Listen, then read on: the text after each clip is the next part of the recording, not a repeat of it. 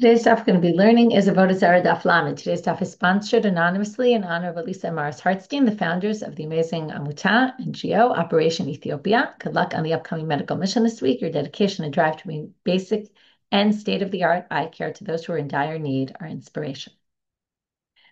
We're going to get started with let's before we start our daf, let's just talk a little bit about where we're going today. It's going to be a little bit zigzaggy. We're going to go back and forth from two different topics, which is number one, are we worried that the idol worshiper offered this wine up as a libation? And that was where we started yesterday about Yayin. And then we're going to get into if something was left uncovered, is it possible that a snake's venom got into it, that a snake came along, put its venom in, and they were very concerned for this in their time. And it was very dangerous. It was life-threatening. So this isn't exactly a halachic thing, although it becomes a halacha, okay, because of the danger of the venom of the snakes. Okay, you're going to see why we're going to get into this, because we're going to have a discussion about different types of wine, both relating to, is there a concern for Yayin? Were they offering up this libation and therefore forbidden? Or was it a concern, and is it a concern if it's left uncovered? Okay, those are our two issues, and we're going to kind of go back and forth between them. We started the end of yesterday's stuff with this issue of Yayin mevushal. I want to talk about Yayin mevushal a little bit. Sometimes we get to the end of the daf, we're finishing up, and now we have a little time till we get to the end of the daf and have to rush. But Yayin mevushal is basically wine that somebody cooked. There's a whole machloket. How much does it need to be cooked to be called yayin mevushal? But a more interesting machloket than that is why yayin mevushal is permitted. Okay, the issue is, what does it mean is permitted? Well, we finished off yesterday with, if it's my wine that's mevushal, a Jew's wine, that then it was cooked and then the idol worshiper comes in contact with it, there's no concern they're going to offer it up to their gods. If, of course, it was in their possession in the first place and then they cooked it, that doesn't resolve any issue because it was originally regular wine, and it could be they at that point offered it up to their gods, and therefore we would be forbidden to benefit from it. So that is not what we're talking about. We're talking about our yayin mevushal that ends up in then the Gentile coming in contact with it. So what's the issue with yayin mevushal? The Rambam says, right? So we would assume the issue is it's not as good wine, which everybody knows Yayin mevushal is not considered as high quality wine. Because it's not as good, they won't offer it up as a libation to their gods. And since they won't offer it up, there's no concern. Again, you have to remember that we're not talking about wine that was definitely offered up, although that for sure would be forbidden. We're talking about wine that we don't know if it was. And since the Gentile came in contact with it, it's possible that when they did, they said something to say, oh, we're offering this up to our gods, or had in mind, and therefore that's the concern. So, so if they definitely did, that's another story. Okay, we're going to talk about that also in tomorrow's stuff when we get to Stam Yenam and all that. But the question right now is, we have this Yayin mevushal. So the assumption is, and that's the Ramban and the Rashbam and the Rosh, they all, I'm sorry, the Rashba and the Rosh, they all say that the issue is it's not as good wine. They don't offer it up to their gods. Okay, that seems pretty straightforward. The Rambam has a different explanation. The Rambam says, what do we forbid as tikrovet? And we sussagio like this. We forbid things that, well, actually, it's going to come up later, I believe. Always a problem when I get ahead. But what's considered worshipped and what's considered tikrovet, something we offer up to their gods? Well, it's something that we do on our altar, in our temple.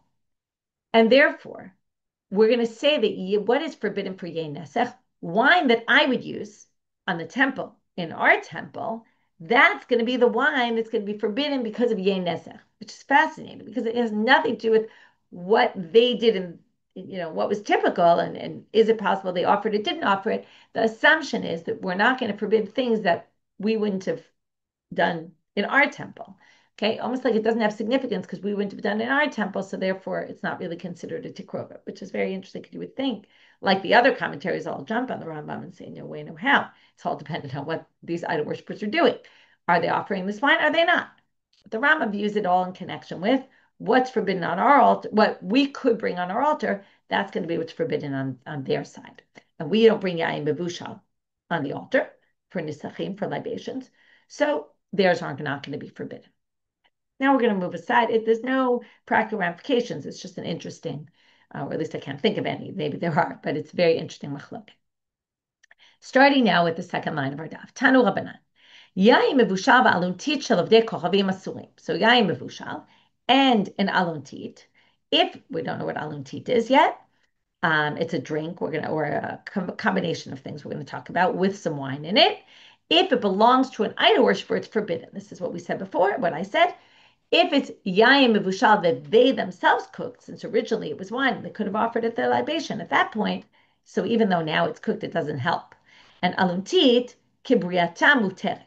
So aluntit, if it's again, if the aluntit is already created, let's say by a Jew, and then it gets into the hands of the idol worshiper, we're not worried because it's a mixture of things. Nobody offers that up as a libation to their gods just because it happens to have some wine in it.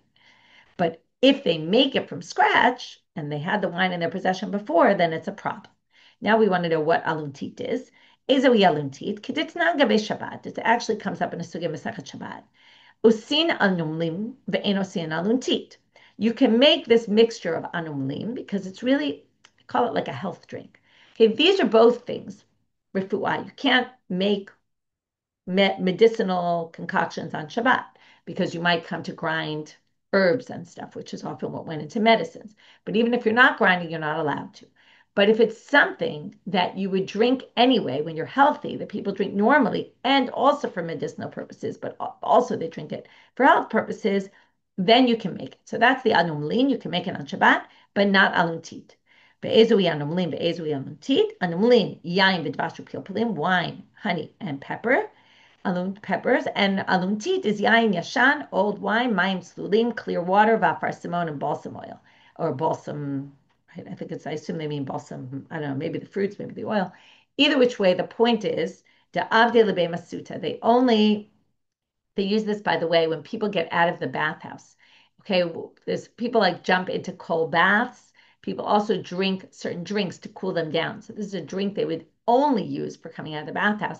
And that's why it has it's like medicinal. It's not exactly, but it's somewhat medicinal. And nobody would drink it otherwise. So basically, it's not considered, right? It's considered more in the category of refuah. Whereas the anumlin, people drink otherwise as a regular drink and also for medicinal purposes, but therefore it's permitted on Shabbat to make. Okay, but that was just a side to get to what this aluntit is, since it has wine in it. That's why it came up.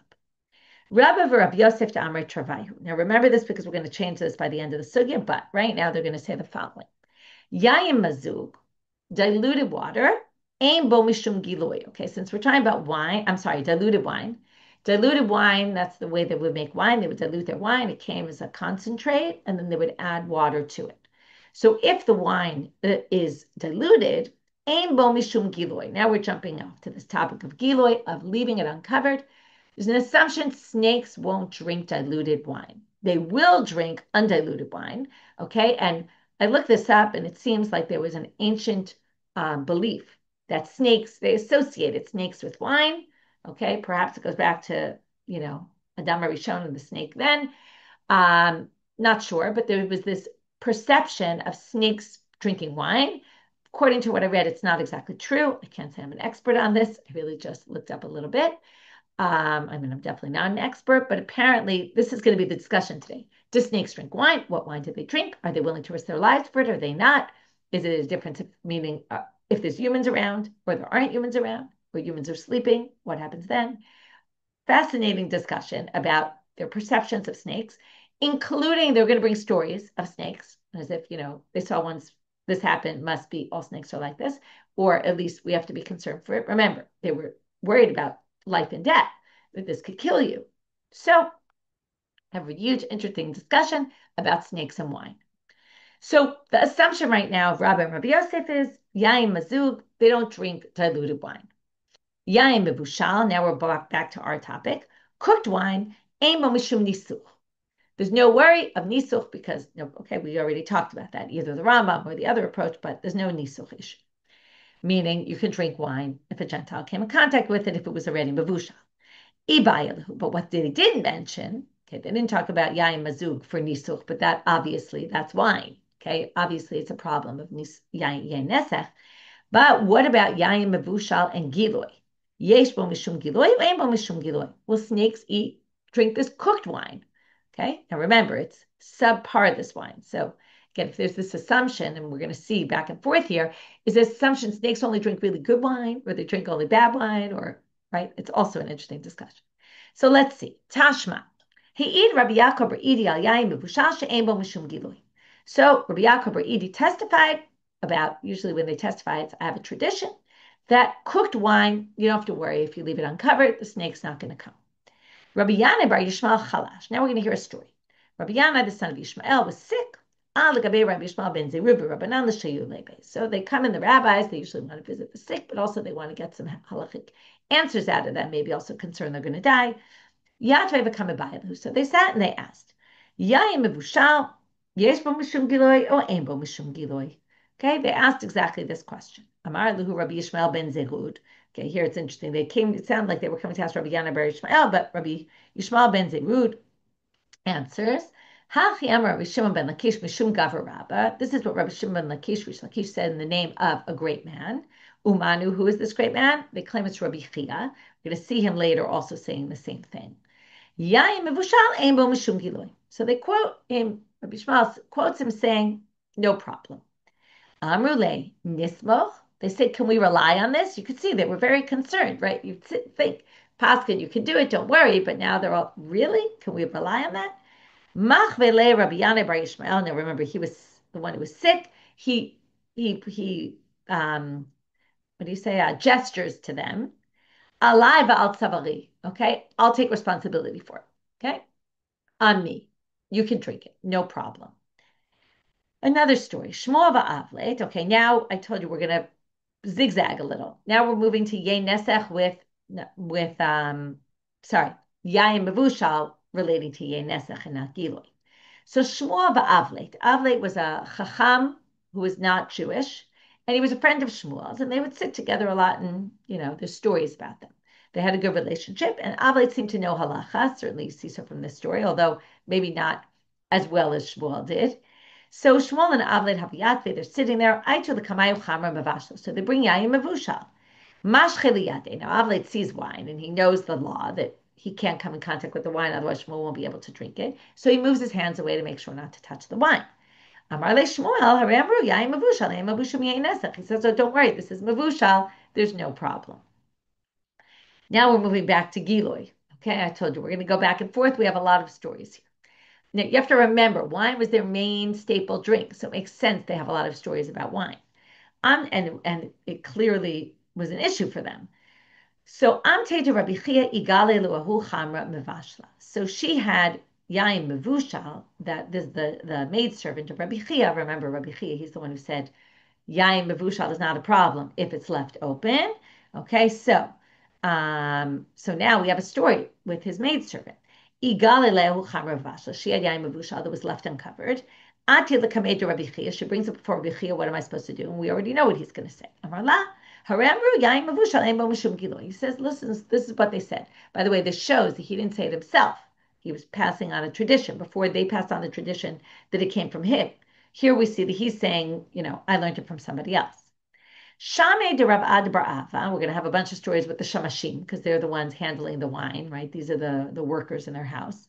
So like the stewards. So the steward of Rav Bar Ava, he left open this diluted wine. And now the question is, diluted wine, snake. What did we see before? Rabbi and Rav Yosef said, diluted wine, no problem of the snake. So let's see if that's what we see in the story. Amarle, so they said to him, right, he came asking a shaila. They said to him, right, I guess Rav Ad, he must have come to Rav Ad Bar Ava. He said to him, they say, it's not a problem. Amar Rav Papa, lo maran elam demazik tuva. Papa says it depends how diluted it is. If it's really diluted, the snake won't drink it. Avamazik v'lamazik shate. But if it's in between, a little diluted, not so much diluted, then they'll drink it. They don't say how much this is. I didn't look up the commentaries, but I assume usually mazig is usually 2 parts to a third part, like two to one, or like one to 2 or 1 to 3. Okay, like usually it's a reveat. It's like 3 parts wine, 3 parts water, 1 part wine. So maybe less than that. I'm not sure. But somehow they're going to say that mazik v'lo mazik, he will drink. Okay, but it's in between, a little diluted, but not too diluted. the snake will drink it. To which the Gemara wants to know, is that really true? And they're going to bring a story to show it's not. Mazik v'lo mazik mishate. You think a snake is going to drink partially diluted wine? We have a story, and again, assuming, the story proves the principle that it won't drink. Right? They're assuming all snakes behave the same way. Rabba bar Rav Huna have a ka'azil ba'arba. So Rabba Rav Huna was on a boat. V'havanaki chamar ba'adeh. He had wine with him on the boat. V'chazi elahu chivya. He saw a snake. Ditzare v'ate that was slithering up to try to come near the wine. Amarle l'shame said to his steward, Smei ene dede, blind the eyes of the snake, which basically doesn't mean blind the eyes. It means get this snake away from here. And I don't want him to see my wine. I don't want him to come and ruin my wine. Shkil kalemaya shadebe. So the steward takes water, puts a little bit of water in the wine. What do you see? Mazik velo mazik. It's partially diluted because it wasn't diluted previously, it sounds like. And then he pours a little water in it.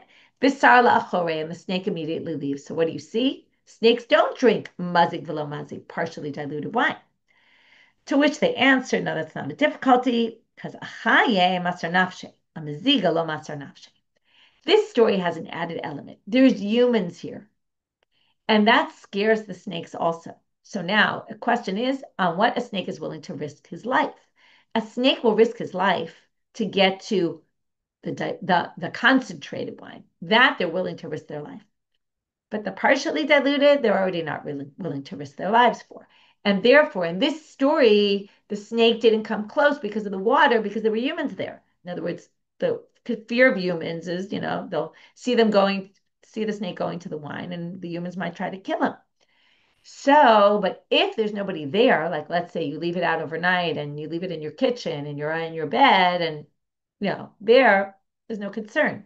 The snake will come as long as the wine is only partially diluted, the snake may come. So if you leave out wine like that, it would be a problem. Even though in this story it wasn't a problem, that's because there were people there. Come back to this later about people and what if the people are sleeping, okay? And it reminds me of thieves, right? Will they come into somebody's house? Will they go into their room when they're sleeping? And I know someone who was robbed. They went into a room, took out something right from next to her bed and left. Will they do that when they're sleeping or not? So we're going to have the same question with snakes, right? I had a case where we were robbed and they went in, my daughter happened to not be home that night, and they went into her room, opened her drawer, pulled out her computer and stole it. Whereas I thought, if she was home and sleeping, they probably wouldn't have come into the room, right? But you never know. So again, these are just assumptions we make, and then we'll talk about what are the ramifications of these assumptions, because in this case, it's life and death. So we'll get back to that. So now they ask, wait a minute, amaziga lo masar nafshe? Our assumption right now is that if it's diluted, they're not going to risk their lives, because that's what we saw in the story. But wait, Rabbi Yanai, here's another story. Hava Be'ach Borei, he was in this place called Be'ach Borei. V'amrila was Bar Hadaya and not Rabbi Yanai that was there, Hava Be'ach Borei. They remember which place, but there was debate about who it was. Hava Yadra V'kashatu Chamra Mazika. They were drinking diluted wine. Pashlu Chamra B'kuba. So they had a little wine left. By the way, some people say it wasn't diluted at all, because we want to really get to a case. There's different girsas here. Actually makes sense if it wasn't diluted at all. You'll see the story in a minute, because we want to get to mazik velo mazik, not really diluted. So let's just go with it. It wasn't mazug at all. It was undiluted wine. They had some left. What did they do with it? So they took the chamra bekuba, it was in its jug, and sarunu beprunka, and they covered it with a piece of material. Okay, they didn't have a jug cover, what do you call it, a cork or something. So they just put a cloth on top of it. Now they watched, and what did they see? A snake came along, and the snake wanted the wine. But the snake couldn't get into the wine because there was a cloth there. So the snake was very smart. Okay, this sugya shows how smart the snakes were.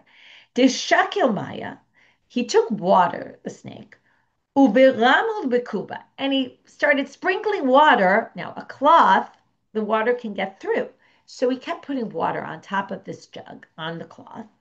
Adimalikuba, it was probably close to full anyway. And he starts putting water into the cloth, on top of the cloth, until the whole thing filled up. And what happened when it filled up? Wine started coming out, basically. The wine was seeping out. And what did the usalik chamra ilave promka, right? There was some wine at the top of the cloth. Vishate, and the snake went over to the cloth and sucked, at the wine and got some wine. It's a very smart snake. But what do you see here? That in the end, the snake was willing to drink, right? Went through this whole thing to drink diluted wine. How do we know it was diluted? Assuming it wasn't diluted to begin with, but the snake diluted it on its own. And there were humans around. So what do you see? The snake does risk their lives to drink diluted wine. To which the Gemara comes up with this interesting distinction. Amre demazik ihu shate, demazik achrine lo shate. Well, they'll drink wine that they themselves diluted, just not wine that someone else diluted. They don't want someone else's diluted wine. But if they dilute it themselves, I think also the idea is that the snake really wanted the wine that was in it. So the snake diluted it just to get the wine, but it wasn't that the snake really wanted the diluted wine. It was the only way to get it. So anyway, this seems to say that they would risk their lives, but we resolved it because that's only when they dilute it themselves. So we're still left with, if it's partially diluted, they'll do it if it's not a risk for life, but they won't do it if it's a risk to their lives. Whereas if it's diluted, they'll even risk their lives for it, and therefore, again, we have to see the situation. Were there humans around? Were there no humans around? All that. Now comes the big line. Amar of Ashi, Vitamar of Masharsha. So now we're basically assuming there are certain situations where we're not worried that the snake put its venom in because snakes don't behave that way typically. To which Rav Ashi says, or maybe Rav Masharsha said, Peruka lesakanta. Wait a minute. We're going to make these assumptions when it in fact could endanger our lives. Like, why don't we just, if we're not sure exactly how the snakes are going to behave, and this snake might behave that way, and that snake might behave another way, we're going to allow people to drink these things when it could actually kill them? Doesn't make any sense. So Amar Rabba, based on that question, Rabba comes and says, Hilchata, the halacha is, Yayin mazug yesh bo mishum giloy. Even if it's diluted, completely diluted, you have to worry about giloy. You should not drink that wine. And yesh bo mishum yenesech, and that's just an obvious halacha, which is, of course, diluted wine. That's what people would offer up as libations. And yayin mevushal ein bo mishum giloy ve'ein bo mishum yenesech. But yayin mevushal, you don't have to worry about either. So we started this sugya by saying that Rabbi Yosef said the yayin mazug, there's no problem of giloy, and in the end we changed that because of this concern that it's not worth taking a risk of your life for it. Shama, and yet the yayin mevushal just stays the same. Okay, whatever we said about in the beginning, we say at the end, which is neither is an issue. Snakes don't drink it, and the idol worshippers don't offer it up as libations.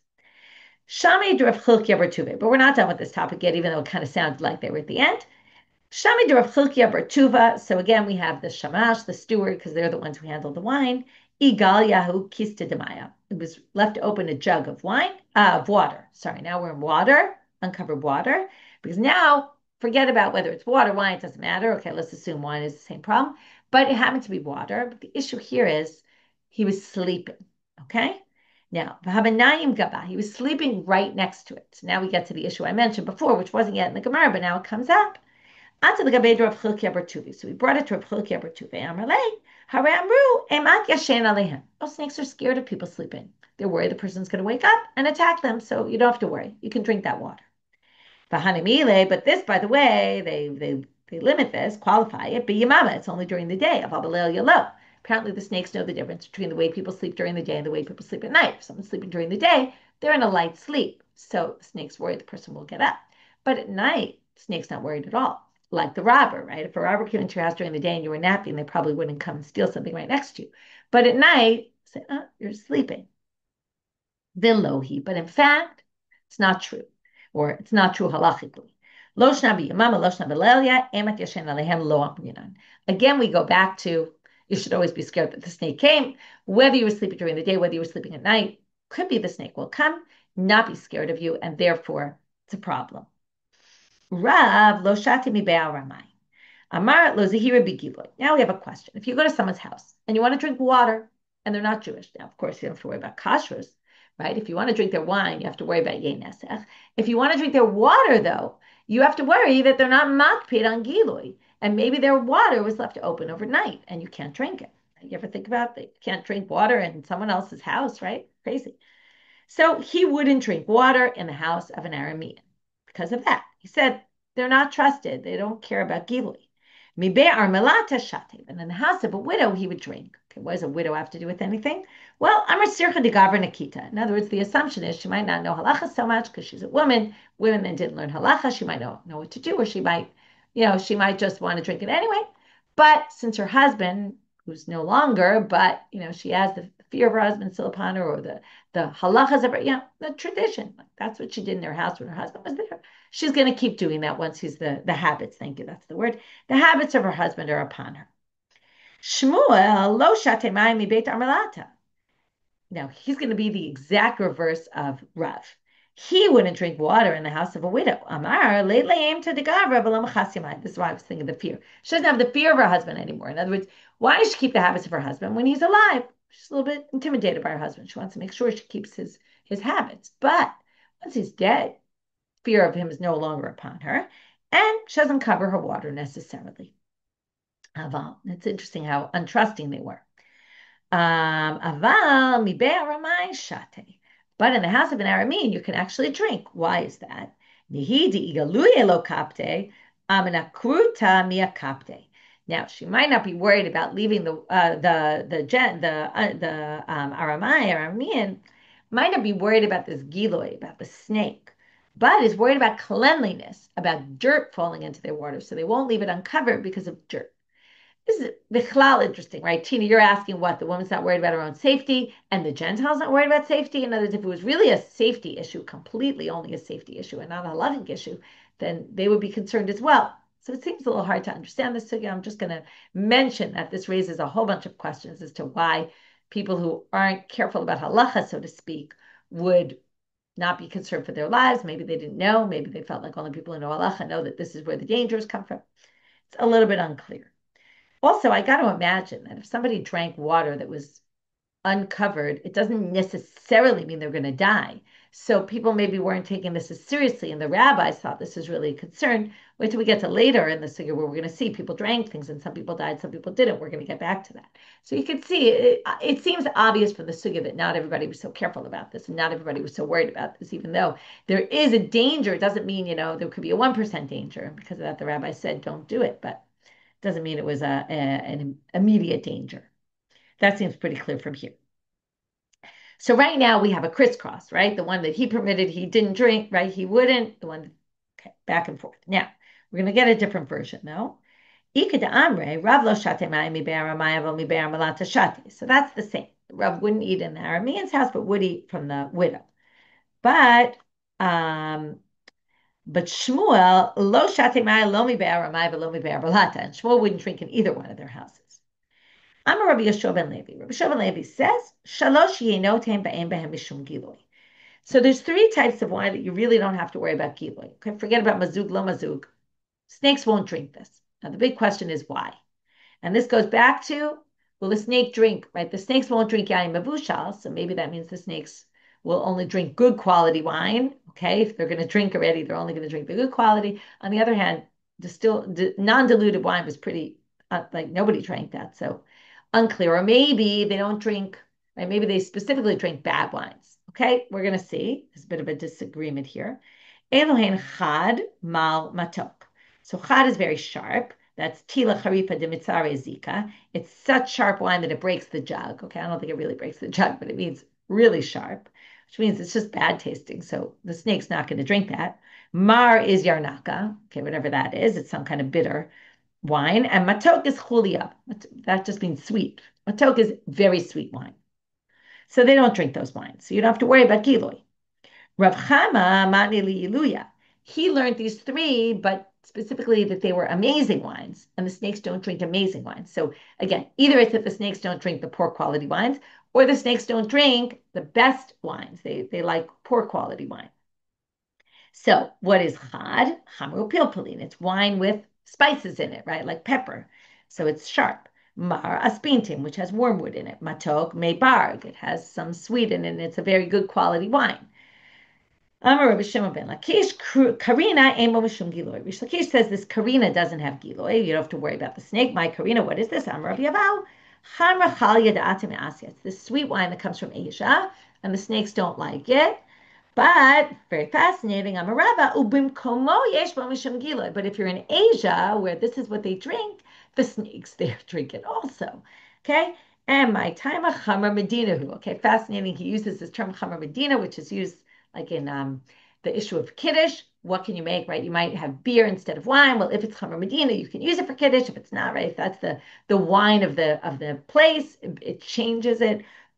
He uses this term here to say, well, that's the wine in Asia, so the snakes there drink it. Again, this all goes back to the concept that snakes drink wine, right? That there was this belief that they drink wine, and then obviously they're going to drink the wine that's endemic to the area they're in. Amarava. Now we're going to talk about what if the wine starts to go bad. And this reminds us of sugas and baba mitzia. If you're selling wine and the wine goes bad, right? If is it wine, vinegar, all that? Are you? So hai chamer de akrim. If the wine starts souring, we assume because once it turns to vinegar, the snakes aren't drinking it. But the first 3 days it starts to go, we saw the same 3 days in baba mitzia. You have to still worry about giloy. It's still like wine. Umishum yenesech, and also yenesech, because as long as it's wine, all these issues are still relevant. Turning out I'm a bet, mikava elach, ain bo mishum giloy, ain bo mishum yenesech. After 3 days already, once it's considered vinegar, no issues at all. Unahar de amre, afilu lebatar tlata yomi, chashina mishum giloy, my time, zim de mikre shate. Again, they have this concern. Even after 3 days, Rabbi Shobin, in Nahardia, they said, it could be a snake will come and drink it. It happens once in a while. So again, best to avoid this dangerous situation. Tano Rabbanit. Now what about, this was once the wine starts going bad. What about before the wine even turns to wine in the beginning, right? It's just grapes with, liquid coming from grapes, grape juice. So Yayin toses, as it's fermenting, ein bo mishum giloy. You don't have to worry about it. Kametz sisato, how long is this? Shlosha yamim. Okay, this comes up also in lots of other sugyo, particularly when can you use wine for kiddush? Okay, this all sorts of ramifications. So 3 days. Hashachalayim, if you have cress in a liquid, ein bo mishum giloy. You don't have to worry about it. The snakes don't eat stuff with cress in it. Ubnei Gola nahagu b'hem isul. Well, the people in the Gola, okay, some people say this is Rabbi Chia and his sons because they were in Israel, but they came from Babylonia, and they called them the Bnei Gola, the outsiders, basically the immigrants. They forbade this. But this is only cress if it's in a liquid that's not vinegar. If it's cress and vinegar, definitely they stay away from vinegar, those snakes. If it has vinegar, it bothers their throat, like as they're drinking it, it tickles, it itches, it's unpleasant for them. Kuta chabavli, a very famous food, okay, which the rabbis in Eretz Israel mock. It's like this, they call it a disgusting food, but the Babylonians obviously liked it. It was a kind of dip that was made of sour milk and it has some bread in it, moldy bread, and all sorts of weird things in it. But apparently it was some sort of delicacy in Babylonia, which the Israelis hated. So interestingly here, it's important to understand this because kuta chabavli ein bo mishum giloy. They say it's not an issue of giloy, but again, the Bnei Golan hagubo isur. The people who came from Babylonia treated it with isur. They said, what do you mean? Snakes in Babylonia eat the kuta chabavli. Again, it goes back to what we saw about the Asya, the Asia.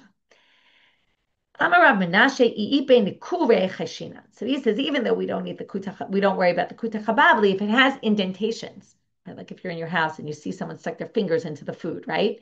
So if you see there's these indentations in your kuta chabavli, then you know, or you have to worry that maybe it was like the fangs of the snake that went into your food. Amarav Chia bar Ashi Amar Shmuel. Here's another way to avoid giloy, or a situation where we don't have to worry about it. May tif tif, ein bo mishum giloy. If you have, Rashi explains that you have, let's say, a barrel of wine and it's dripping, and it drips onto something metal, and it makes this drip, drip, drip, drip, drip sound. Well, that's going to scare away the snakes. They're not going to like the noise, and they're not going to come anywhere near it. So if you had something that was dripping, it actually would mean that even if you left it uncovered, it would be fine. It has to be that it's continuous. If it's not continuous and it stops, then when it stops, the snake could come. Amar Rav Chia bar Ashi Amar Shmuel. Now we're going to move on to something else about Giloy. Pi te'ena embo mishum Giloy, the opening of the fig. There's debate what exactly this is. Some people think we're talking about the part where it was attached to the tree and now it's a little bit open when it comes off the tree. You don't have to worry that a snake went in because it's juicy. Maybe the snake sucked out some of the juice. So why don't you have to worry about it? Come on, according to the Shmuel go. Ki Tana de Tanya, like the following Tanya, Tana, as it says in this Breita. Rabbi Eliezer Omer, Ochel Adam Anavim Uteinim Balayla ve'eno choshesh mishum shenemar shomer p'ti'im Hashem. Okay, you can eat these grapes and figs that were, I think Balayla they mean that were left out at night. I'm assuming they mean. but you don't have to worry that the snakes got into it because Mishum Shenemar Shomer P'tim Hashem, God saves the foolish people. Now, this could have different meanings, but I think it's like when people say Hashem Yishmol, like you can't stop yourself. The way they translate it in the Koran, I believe it was where I saw it, you can't stop yourself from doing mundane everyday activities and think, oh my God, what could happen? That like there's a certain amount we just assume God protects us. I mean, anything, as we say, is dangerous, right? Crossing the street is dangerous, right? Somebody wants to go do some crazy, rappelling off some, I don't know, and the parent says it's dangerous, so I could get killed crossing the street, right? Anything is dangerous, but we assume overall God protects the foolish and God protects, us in general. And if it's an everyday activity that maybe there's a concern, maybe you don't have to go ad kedei kach. Okay, you don't have to go that extreme. I'm Rav Safra, Mishum Rabbi Yeshua Daroma. Okay, Rabbi Yeshua who is from the south. This is a Rabbi Yeshua who came from the south. Rav Safra says in his name, Shloshah minei eresein. Now we get to another issue, and I talked about some people dying, some people not. We're going to see that in this sugya. There's three types of poison. Shel bachol, if it's a young snake, the venom is shokeh. It's very potent and it sinks to the bottom because it's heavy. Shel benoni, right? Assuming we're talking about a barrel or a cup of water or whatever it is. Shel benoni, and in between, like average, middle age. Mifapeh, it kind of bubbles up. It goes like up, it kind of hangs out in the middle. Shel zaken tzaf. The one of an old snake just is very weak and it floats to the top because it's so light. So first they want to question this. Remember, what? As the older the snake gets weaker. It says in the bright to the opposite. There's three creatures that as they get older, they get stronger. What are they? Eluhain, dag, nachash, v'chazir. A fish, a snake, and a pig. Okay, if anyone wants to, look into this and tell me if it's true, be interested to know. So anyway, the Gemara answers, this is not a problem. Strength, physical strength, they get stronger as they get older. Zihare kalish, but their venom gets weaker. Okay, they're not two different things. One is physical strength and one is the potency of the venom. Okay, well, what's the relevance halachically of the fact that it will sink to the bottom if it's a young snake? Ditanya, as it says in the following Braita, Chavit shenitkala, if you have a barrel that was uncovered, even though 9 people drank and didn't die, you could see they're concerned that people are going to see, oh, well, this was uncovered and nobody died, so I could drink this, even though I know it was uncovered. No, the 10th person shouldn't drink. Because why? Because it could be it's at the bottom, and the 9 people drank from what was at the top, and the venom happened to be from a snake that was very potent venom. It sunk to the bottom, and therefore that's why they didn't die. But you might die if you drink it. And in fact, right, they love to do this. There was a case, right? Classic. Whether it happened or not, we don't know. But right, this is basically saying, oh yeah, and by the way, this happened. 9 people drank, they didn't die. The 10th drank and died. I'm a Rabbi Yirmiyah Zeu Shokem. When they hear this story, Rabbi Yirmiyah said that is a venom that obviously sunk. V'chein avatiach. Interesting, they're talking about avatiach. Before we said we're not worried about certain fruits and the juiciness. Now, watermelon is, why is it called watermelon, right? It's full of water, very watery. So I guess they were concerned about the venom. So avatiach shenitkalta that was left open. Again, if 9 people ate, the 10th shouldn't drink because maybe the venom sunk. And in fact, Maaseh Haya, again, miraculously, they happen to have a Maaseh Shaya. 9 ate it, they didn't die. The 10th ate it and died. Amar Rebbe, now the commentaries fix this to, or the side notes, Rabbi Yirmiyah, just like the previous story, V'zeu Shokeh. It could be there was a story that went around, it wasn't clear which one it was about, and then, it got about both, Avatiach and the barrel. Tanu Rabbanah, Mayim Shenitgalu. Okay, now we're going to learn. Until now, we've been talking about it's dangerous and you shouldn't drink it. Now we're going to learn there's all sorts of other things you shouldn't do with water that was left uncovered. Mayim Shenitgalu, Hareza lo yishbachem bereshut harabim. Don't throw them into the public domain. Rashi says the concern is you're going to step on them barefoot and it might go into your feet, and from there you could get like an infection from it, kind of thing. The venom is so potent that it's not just drinking it. They used to throw water on their floors because their floors were made of dirt and the dust would rise up and they would throw water on the floor. That was how they cleaned their floors. So you shouldn't do that either because, again, people walk around barefoot and they might it might go into their bodies. V'lo yigabel behen tatit. Don't knead the clay with it because then it'll go into your hands, and that could also make you die. Don't let your animals or your friends' animals drink from it. Okay, now this is a good debate why you can't do that. So some people are concerned that you or your friend might shech the animal, eat it, and the animal has the poison in it, and you could die. Or is it a concern for the animals? And then your own animal, it's Tzar Ba'alei Chayim, you can't kill, cause the death of animals. Or it could be Bal Tashchit, more looking at his animals as property, and you're just destroying something in the world, not as much because they're animals or alive. And then the Be'ema Chavero is a Dine Mamonot issue. You're destroying someone else's property. Like, go back to Bava, the Bavas. Okay. Now, lo yirchatz ben panav yadav v'raglav, and it's dangerous to wash your hands, your face, and your feet. Right? That goes back to what we saw before about not stepping on them. Others say, makom sheyesh sirta asura. If there's open crevices, that's dangerous. Like we always talk about infections, right? That's when you get the most infections, when you have open skin. That's how bacteria can get in. That's when it's forbidden, ein sirta mutal. But if it's smooth and not cracked, it's not a problem. So achirim hainu tanakam, it sounds kind of the same. Well, no, places on your face, like your cheeks or your forehead, or your feet and your hands where you don't have cracks and crevices, it's fine. Okay? But Tanakama would say no. So that's the machloka between Acherim and Tanakama. Now let's just go back to this line about the animals. Amar Marlo, Yeshkebehem lobehem tov lobehem achaviro v'hatanya. Aval mashkeu lebehem atatzmo. It says you can give your animal to drink. Your own animal. Not your friends, but you can give your own. So how do we reconcile? Well, kitanya hi lishunra. Say, oh, that's a cat. You can feed your cat, give him water to drink that was revealed, because the assumption is that the venom of a snake doesn't affect the cat. So they say, well, if it doesn't affect the cat, then you should be able to do it to your friend's cat as well. By the way, this shows that people own cats, which is interesting. So you should be able to give it to your friend's cat. So they say, no, you'll weaken your friend's cat, and that's why it's a problem. Okay, well, then they're going to say, well, then you're not allowed to weaken your own cat, right? Tzar Ba'alei Chayim or Bal Tashchit or however we look at it.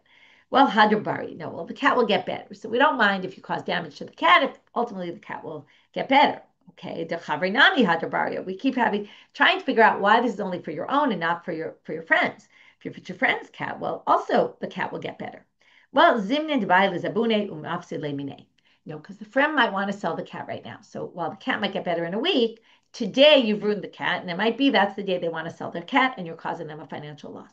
So if it's your own sake, well, there's no financial loss to causing yourself. We don't care. You could do anything to yourself to cause yourself financial loss. It's not a problem. Temporary financial loss. You'll just wait next week. You're the one who did it. But your friends, you might be causing them financial damage. Okay? But basically, we're going to say a cat is the one exception to the rule. It's not really susceptible to venom, just temporarily. I'm a Rabbi Asi, I'm Rabbi Yochanan, Mishum Rabbi Yehuda ben Betera. Last line for today. Shlosha Yenod Haim. We're only going to get started on this. There are going to be 3 types of different wines we're going to discuss. Yayin Nesach is the first one, which we've learned already. Asur Bahana, you can't benefit from it. Umitame Tuma Chamura B'Kazayit. And it has tuma like a dead body. Okay, this is because we say Tikruv et Avodah Zarah, anything they offer to their gods is forbidden. So is also tameh like a dead body. So the tuma chamura is in a case of Yayin Nesach where we know they offered up as a libation to their gods. Since it was offered as a tikrova to an idol, we are forbidden, and so we can't benefit, right? We can't drink it, we can't benefit, like sell it, and it has tuma chamura that it will be mitame kazayit, like a dead body. In an OL, Rashi even says, there's a bit of a debate about that. Rashi says OL, and anyway, magamasa, all the ways that a dead body imparts impurity. Okay, but that will finish for today. We'll continue what he says in the next daf. So I really did today, just to summarize, it was a little hard to organize the daf entirely in organized fashion because it wasn't the most organized daf.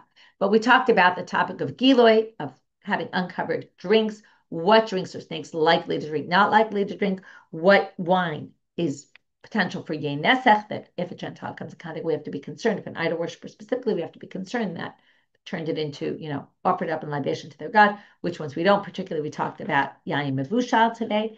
And we talked about other liquids? Are we worried about snakes getting into them? What if the person's sleeping nearby, right? In what cases will a snake be concerned for their lives and not do? What will a snake do and not do when there's humans around, when they're awake, when they're asleep? We had all different options of them. Also, not only is it an issue to drink this uncovered liquid, but it's also an issue to do all sorts of other things with it that might get into your body and cause an infection that could cause you to die. So you see how dangerous they saw this was. On the other hand, it's clear from the sugya that not everybody perceived this as so dangerous. So we also discussed that issue, and we don't know exactly what percentage of a chance it is, but there is a chance, and that's why the rabbis wanted this to be avoided. And with that, we'll finish for today. Wishing everyone a Shabbat Shalom, B'sorot Tovot, and hopefully you won't come across snakes in your in your weekend, over your weekend.